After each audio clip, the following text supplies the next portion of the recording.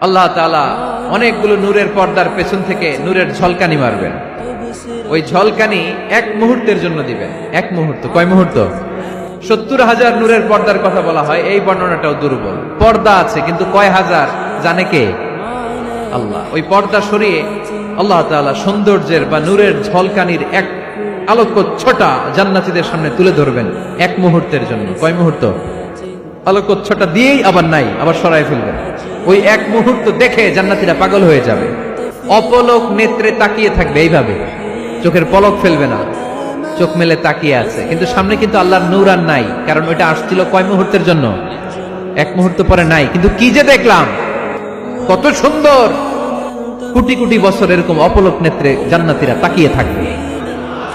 ইন্নাল্লাহা জামিলুন ইউহিব্বুল জামাল। আল্লাহ নিজে সুন্দর, সৌন্দর্যকে পছন্দ করেন। আল্লাহর চাইতে সুন্দর কিছু হতে পারে?